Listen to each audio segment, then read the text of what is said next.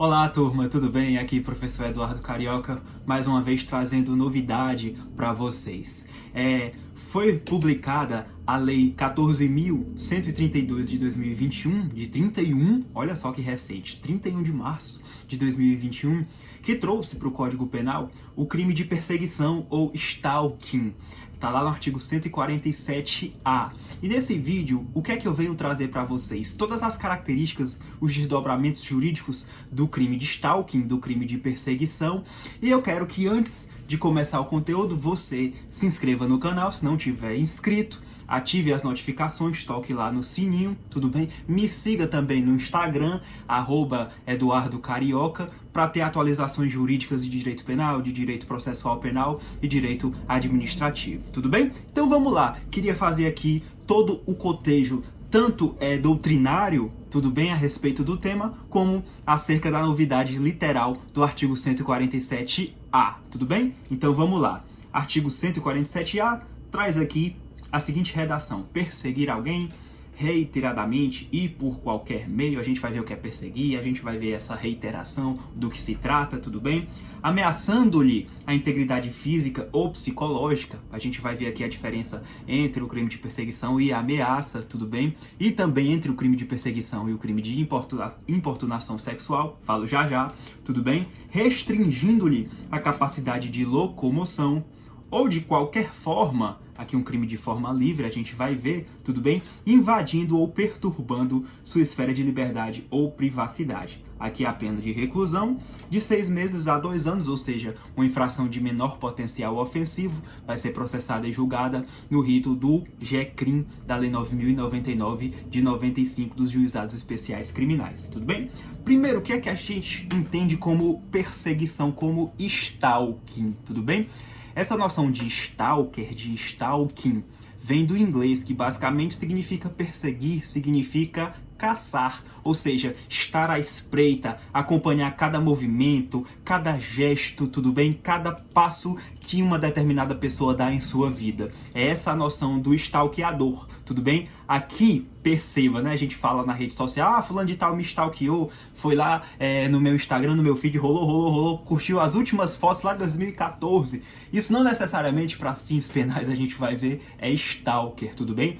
O stalker exige justamente essa noção de que o sujeito tenha essa vigilância perene, ou seja, subjugue a vítima, esteja o tempo todo lá constrangendo. A gente vai ver que é um crime contra a liberdade individual através desses atos livres que a gente vai ver de perseguição, tudo bem? Essa é a noção do stalker, de quem persegue. Tranquilo? Trouxe aqui até o conceito de stalker, até aproveito para você ir também no Instagram para baixar o artigo que eu escrevi a respeito do crime, tá lá toda a classificação doutrinária, que é também o roteiro, inclusive, desse vídeo, tranquilo? Maravilha essa noção do stalker.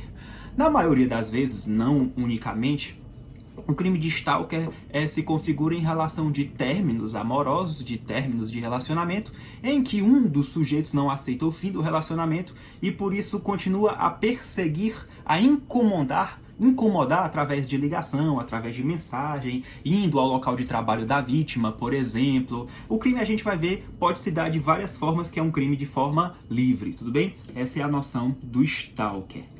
Qual é o bem jurídico tutelado? O que é que se tutela através do crime do artigo 147-A? Basicamente, o crime tem por bem jurídico tutelado a liberdade individual, ou seja, o direito que a pessoa tem de se autodispor, de se autodeterminar. Você está constrangendo aquela vítima, por exemplo, através de ameaça, a deixar de fazer algo que ela queira fazer, ou seja, a noção da autonomia da vontade, do artigo 5º, inciso 2 da Constituição. Você, de certa forma, através de algumas condutas, limita, cerceia a liberdade de locomoção da vítima, seu direito de ir e vir, por exemplo, tudo bem? Imagina que ela tenha medo de ir a um determinado território, a um determinado bairro, porque tem medo de te encontrar stalkeador lá, por exemplo. Você não, né? No caso aqui, o sujeito ativo. E também a própria privacidade, a própria intimidade, já que você tem aquela pessoa fuçando, cascaveando a sua vida. Então, basicamente, são esses os bens jurídicos que o crime do artigo 147-A tutela.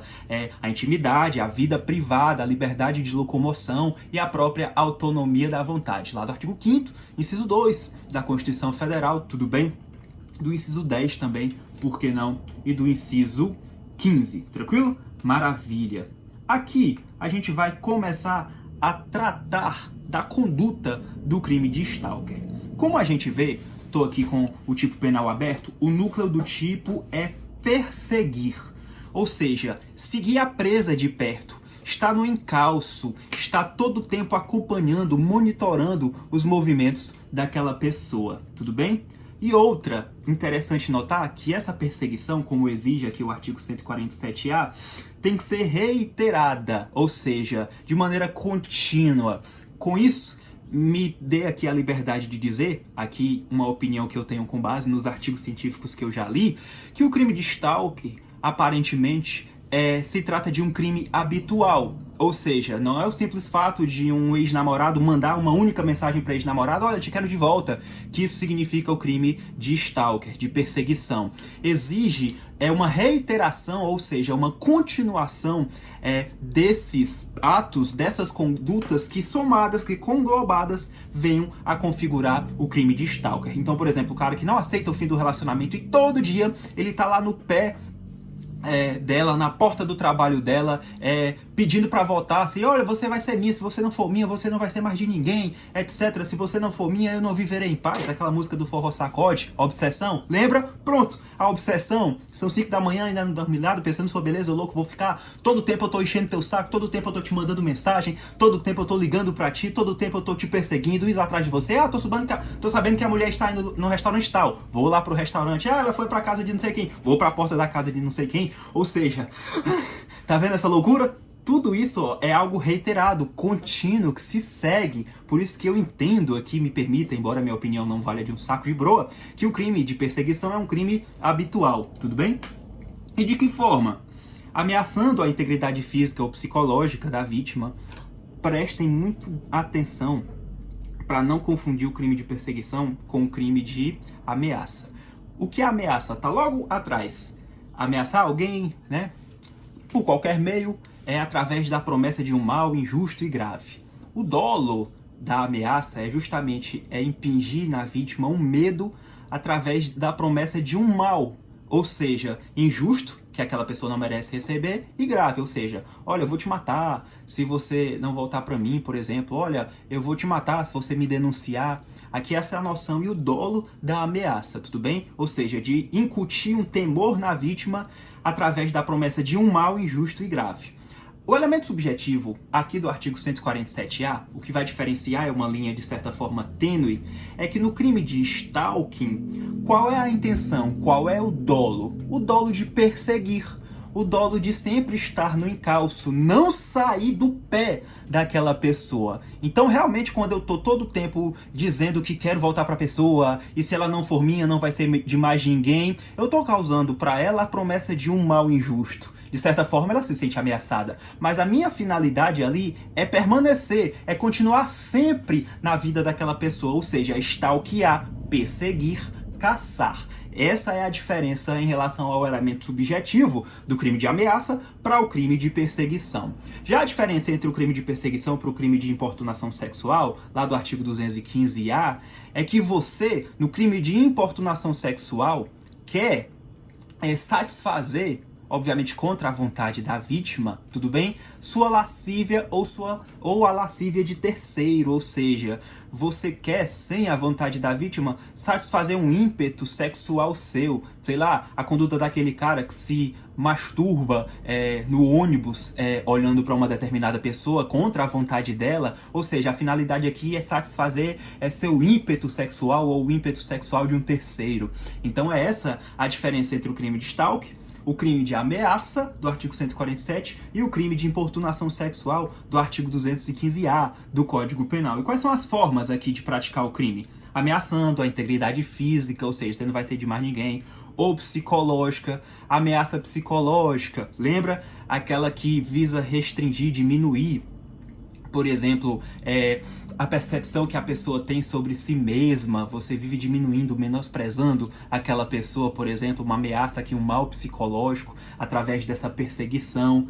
O que mais? Restringindo-lhe a capacidade de locomoção, ou seja, sempre indo no seu encalço, sempre estando onde ela gosta de estar, e com isso você faz com que aquela pessoa deixe de frequentar, por exemplo, um determinado local para não se defrontar com aquele perseguidor. Ou de qualquer forma, ou seja, um crime de forma livre, através de e-mail, através de mensagem, invadindo ou perturbando sua esfera de liberdade ou de privacidade. Ou seja, você está sempre comentando todas as fotos da pessoa, você quer o tempo todo ligar, ter contato com aquela pessoa, através de telefone, por exemplo, ela te bloqueia, tu pega um WhatsApp fake, tu manda mensagem através de colegas, ou seja, toda essa noção aqui livre, né? A gente vê várias formas de perseguição. Inclusive, eu li um artigo interessante que houve uma forma de perseguição bastante sutil. O cara invadia a casa da mulher e trocava sutilmente os móveis de lugar. Ou seja, para demonstrar que ele estava no encalço, que ele tinha sim acesso àquela mulher, àquela residência. Ou seja, uma perseguição é através aqui de um ato sutil, né? Mexer os móveis de lugar para que ela notasse que ele está tendo acesso à residência dela e por isso se amedrontasse. E por isso aqui essa noção de perseguição, de caça, de espreita, de stalker. Essa é a noção, tudo bem? Vamos lá. Então essa é a noção da conduta. Quais são os sujeitos? Aqui eu sempre trago o exemplo de um homem stalkeando uma mulher. Não é verdade? Por exemplo, porque ele não está satisfeito ou não aceita o fim de um relacionamento. Mas não é só homem que pode praticar o crime ou só mulher que pode ser vítima do crime, tudo bem? Não se exige uma qualidade especial de quem o pratica ou de quem o sofre. Aqui é um crime comum, tudo bem? Pode ser praticado por homem, por mulher e pode também ter como sujeito passivo, como vítima, tanto homem como mulher, embora mais comum seja homens stalkeando mulheres, tudo bem? O elemento subjetivo é o dolo. Não se admite aqui uma perseguição, já que é habitual, culposa. O agente tem que ter a finalidade de perseguir, ou seja, de controlar, de ter a vítima no seu poder, de ter a vítima subjugada. Daqui a gente faz uma diferenciação, repete, na verdade, repisa a diferença entre o crime de perseguição e o crime de ameaça. A ameaça você quer só causar naquela vítima um temor através da promessa de um mal injusto e grave. Olha, eu vou te matar. Tu vai amanhecer com a boca cheia de formiga. Tudo bem? Aqui a intenção não é só causar esse medo, é causar esse temor através do controle aparente que aquele perseguidor tem sobre a vítima. Por isso a noção do stalker, por isso a noção aqui do permanente, do habitual, do reiterado, para bem diferenciar o crime de perseguição do crime de ameaça. Tudo bem? Inclusive, vou até trazer a noção da habitualidade com um trecho da promotora de justiça Ana Lara Camargo de Castro, vou até fazer a leitura aqui, esse texto é dela, que vai justamente no projeto da Câmara dos Deputados para a criação desse crime. O que é que ela diz? Que o stalking configura um comportamento doloso, ou seja, intencional e habitual, ou seja, consistente em mais de um ato de atenção indesejada. Ou seja, por isso o crime habitual precisa de atos reiterados, ou seja, várias mensagens, várias perseguições, vários encontros forçados, várias ligações, por exemplo. Tá vendo essa noção de habitualidade? Capaz de acarretar a vítima violação da intimidade, ela sente que a sua intimidade está devassada, porque ele está vendo tudo dela, ele sabe sobre tudo dela, da privacidade ou temor por sua própria segurança. Ela se sente amedrontada, tem medo de ter, de fato, aqui uma lesão à sua integridade física ou à sua integridade psíquica. Tudo bem? Parágrafo 1º traz aqui causas de aumento de pena. Tudo bem? No caso aqui, majorantes de metade. Como majorante, causa de aumento de pena, vai para a terceira fase da dosimetria da pena. Destaca aqui, que é um aumento fixo, não é até metade, é de metade. Inciso 1, contra criança.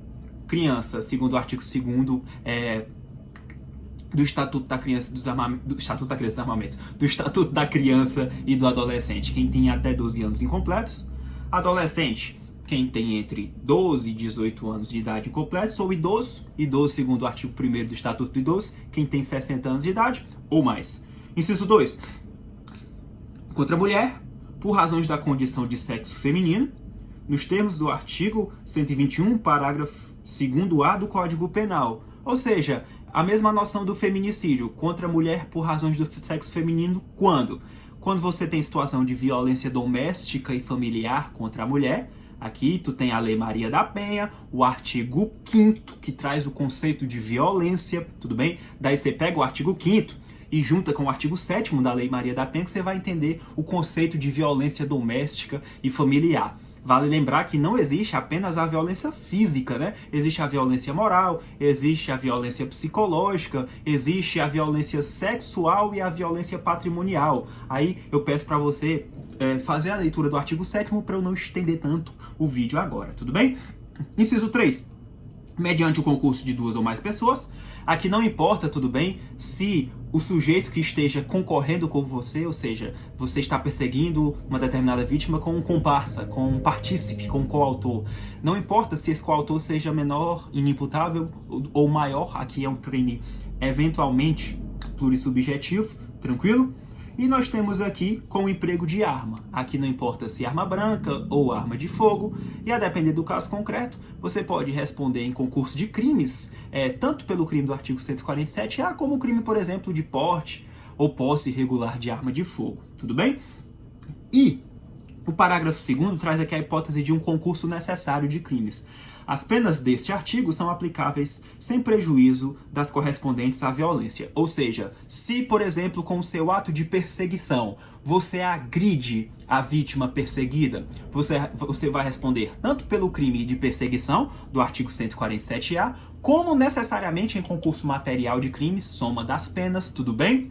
Com o artigo 129, a depender da gravidade da lesão, lesão leve, grave ou gravíssima, que é o crime de lesão corporal, tudo bem? E por último, o parágrafo 3º, ação penal. Ação penal é pública, vai cair isso em prova, tudo bem? Condicionada à representação. Ou seja, o titular é o Ministério Público, mas depende da manifestação da vontade da vítima ou do seu representante legal no prazo decadencial de 6 meses, contado a partir da data em que a vítima sabe quem é o autor, sabe quem é esse perseguidor. Tudo bem?